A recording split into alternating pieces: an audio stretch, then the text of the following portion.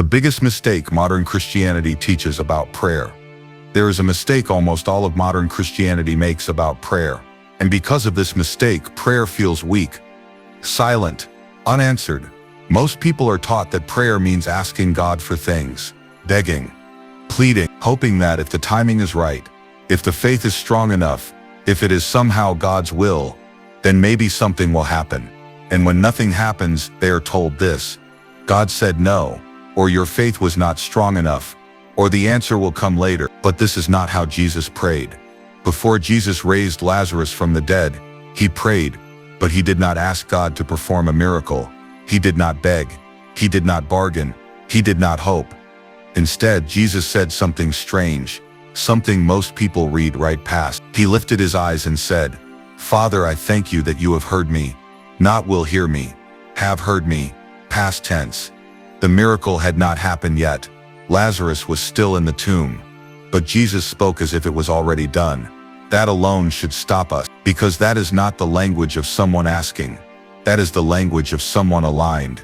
Go through the Gospels, and you will see the same pattern again and again. Before every miracle, Jesus does something first. He withdraws. He becomes still. He enters a state before action. The power does not come from asking God to intervene.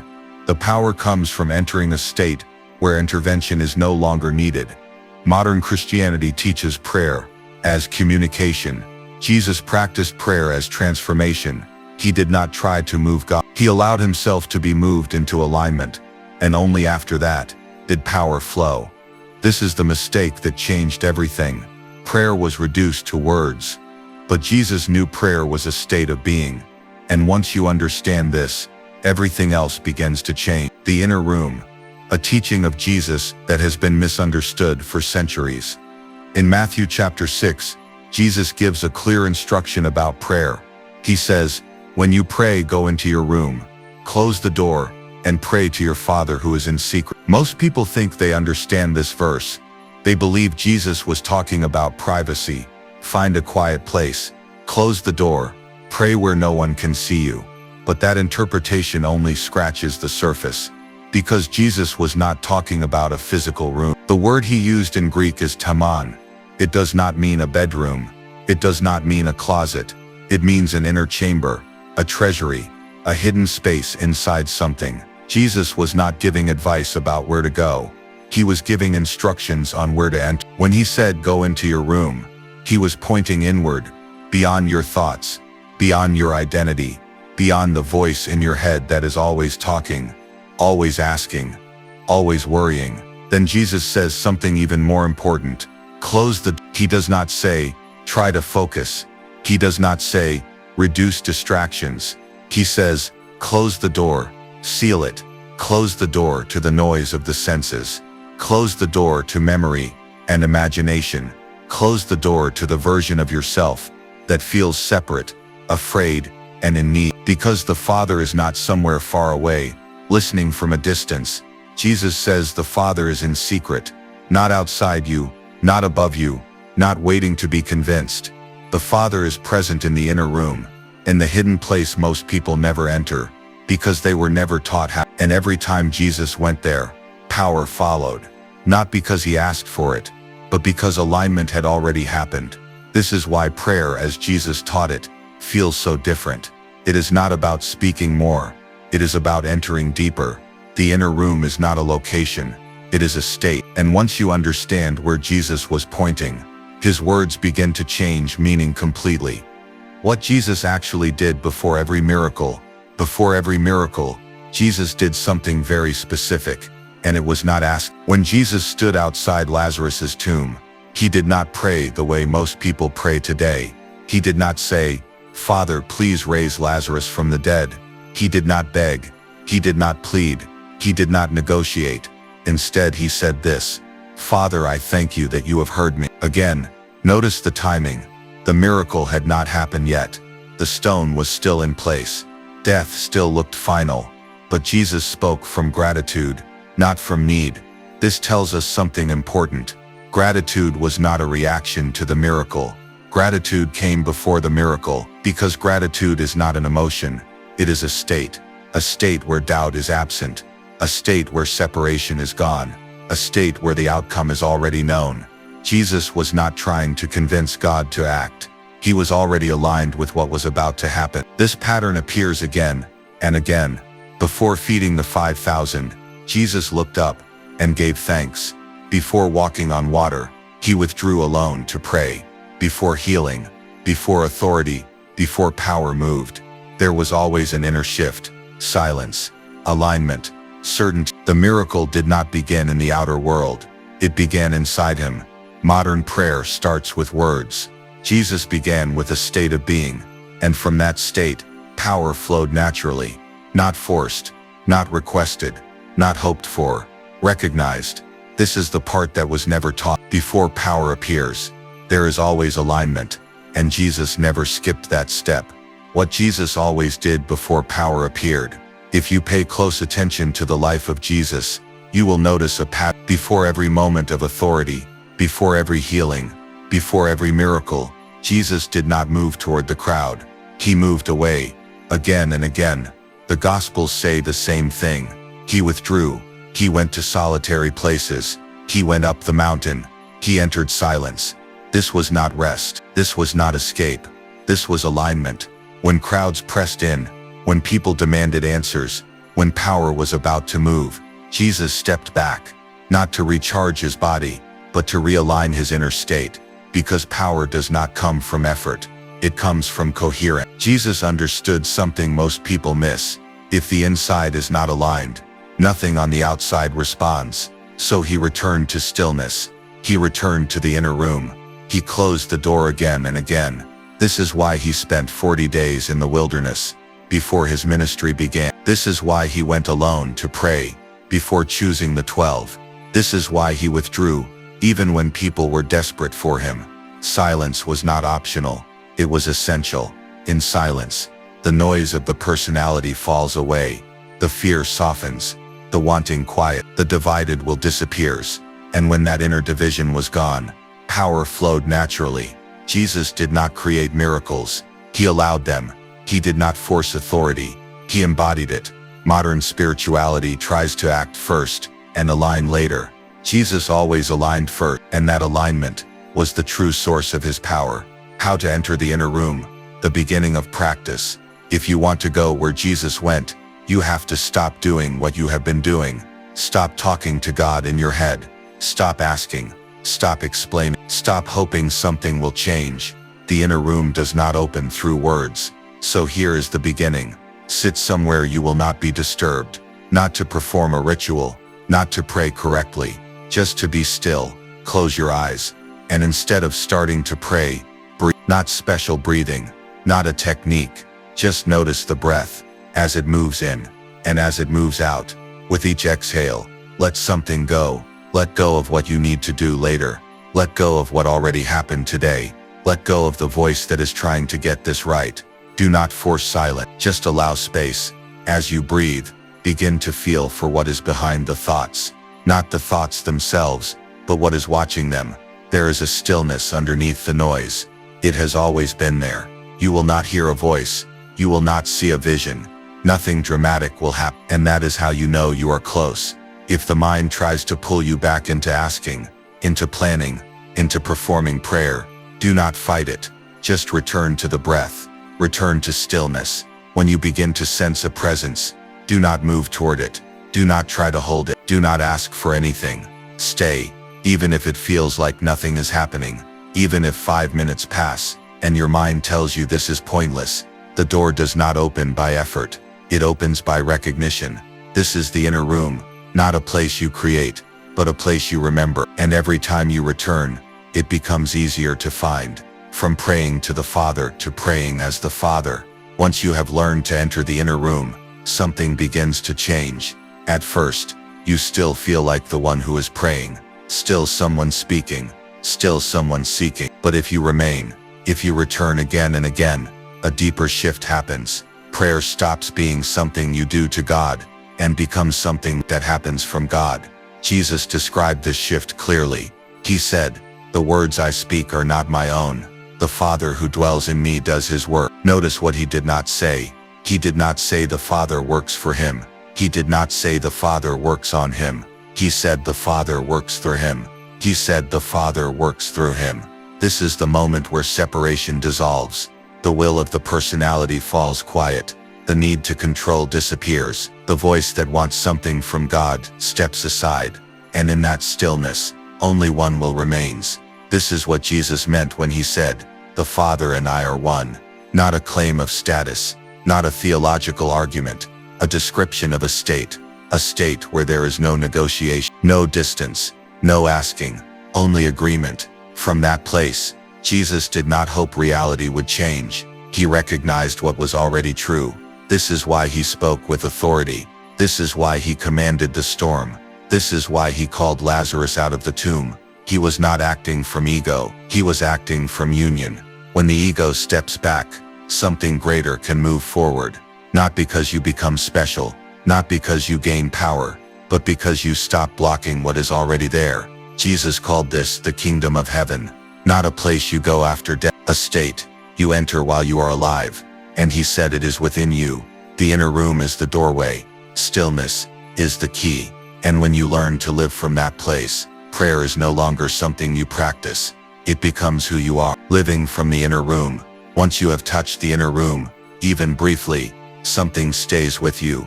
You realize prayer is no longer limited to a moment, a posture, or a set of words. It becomes a way of living. You begin to notice that silence is no longer empty. It is full of awareness, full of presence, full of direction without force. You start responding to life differently, not from urgency, not from fear, not from the need to fix everything, but from stillness. This is what changes the outer world. Not effort, not struggle, not spiritual performance. Alignment. When you live from the inner room, your words carry weight, your actions carry clarity, your presence carries peace. You stop trying to make things happen, and things begin to, not because you are controlling reality, but because you are no longer resisting it. This is what Jesus meant when he said the kingdom is at hand.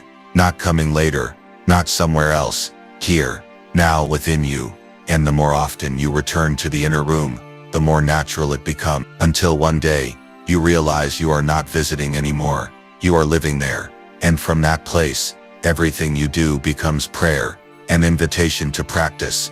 Now do not rush away from this. Do not treat these words as something interesting you heard, and then move on from. What Jesus pointed to was never meant to stay as information.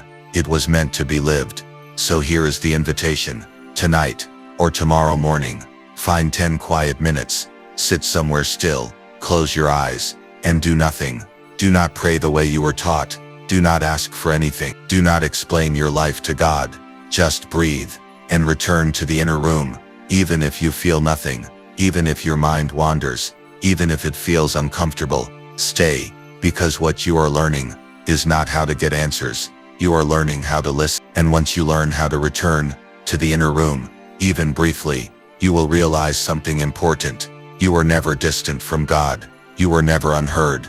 You were simply outside the door. So take this with you, not as belief, not as doctrine, but as practice. And if something in you recognized this, if it felt familiar in a way you cannot explain, then stay with this path. Return again and again, because the kingdom has always been closer than your next breath. What Jesus revealed about prayer was never meant to become a religious technique, a formula, or a performance measured by words spoken or time spent. It was a doorway into a way of being that most people never discover, not because it is hidden, but because it is too simple, too quiet, and too inward for a world addicted to noise, effort, and outward achievement. Over time, prayer was reshaped into something external, something you do, something you say, something you perform in the hope that God, who is imagined as distant, might hear you and respond. This shift did not happen overnight.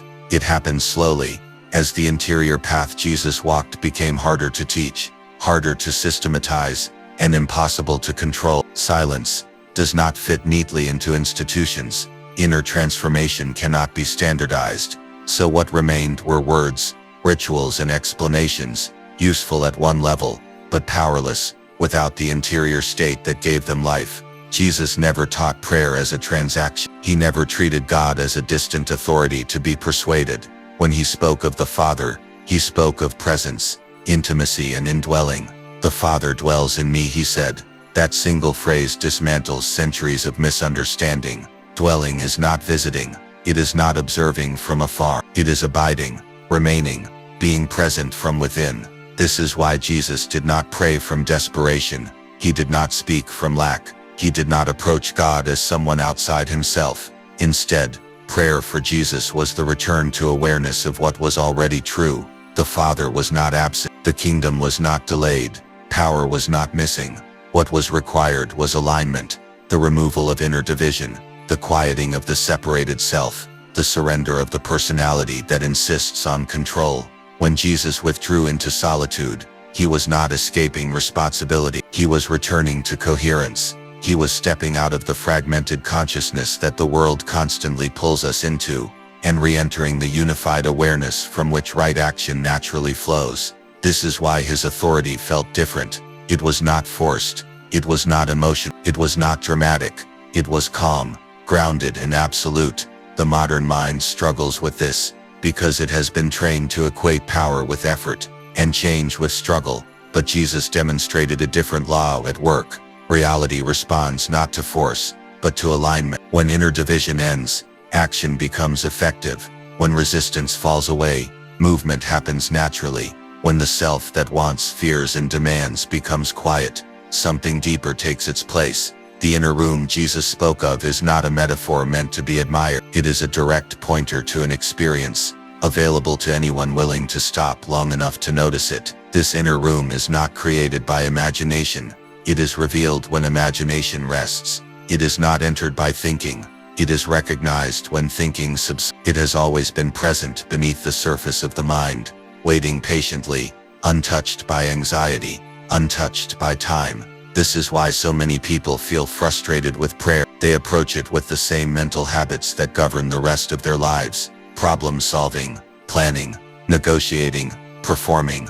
They bring noise into a space that only opens in stillness. They bring effort into a doorway that opens through surrender. They bring words into a place that responds to silence. The invitation Jesus offered was radical in its simplicity. Be still, not as a relaxation technique, not as a temporary pause, but as a way of encountering reality at its source. Stillness is not emptiness. It is fullness without distraction. It is awareness before thought. It is presence before identity. When the inner noise fades, even briefly, something else becomes noticeable: a quiet, steady sense of being that does not come and go, that does not react, that does not need reassurance. This presence is not something you possess. It is what you are when you stop identifying exclusively with the voice in your head. This is the great reversal that Jesus pointed toward again and again. The self you think you are, the anxious planner, the seeker, the one who asks and hopes, is not the source of life.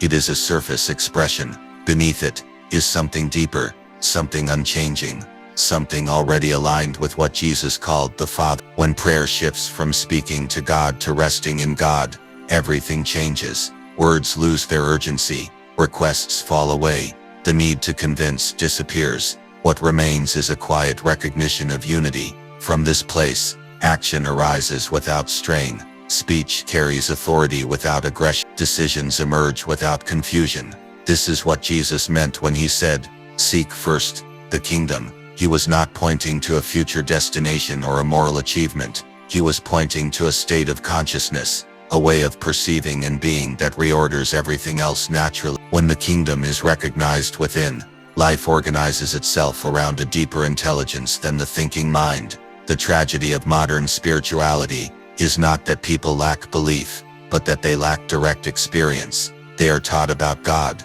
but not how to encounter presence. They are given explanations, but not entrances. They are offered doctrines, but not doorways. And so prayer becomes an obligation rather than a homecoming. Yet the door has never closed. The inner room has never disappeared. It remains exactly where Jesus pointed, within, beneath the noise, behind the door of attention. It does not require special knowledge. It does not demand perfection. It asks only for willingness to be still, long enough for recognition to occur. This recognition cannot be forced. It cannot be rushed. It unfolds gradually, as trust replaces effort, and listening replaces speaking. At first, the mind resists. It grows uncomfortable in silence. It searches for something to do, something to fix, something to say.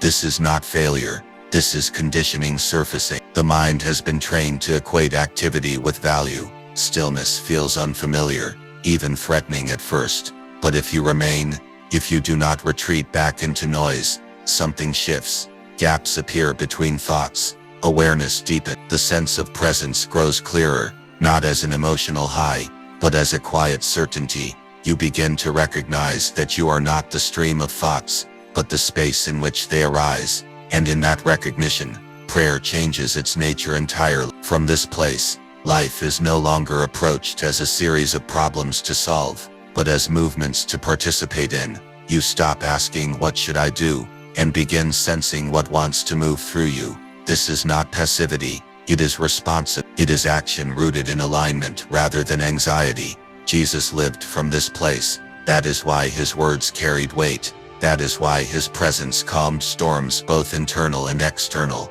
He was not attempting to control reality. He was cooperating with it at its source. He did not see himself as separate from the Father's will. He allowed that will to express itself through him unobstructed. This is the meaning of "not my will but yours." It is not resignation. It is union. It is the surrender of the small, frightened will to the larger intelligence that knows without thinking and moves without strain.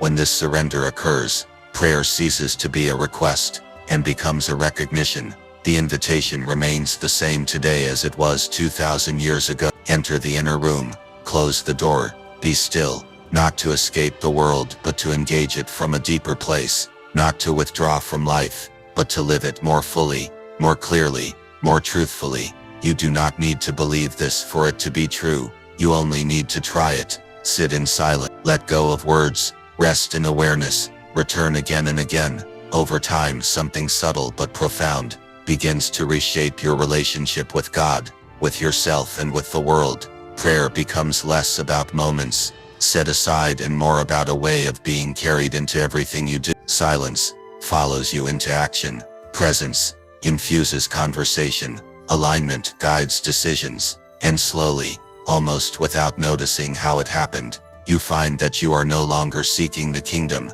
you are living from it.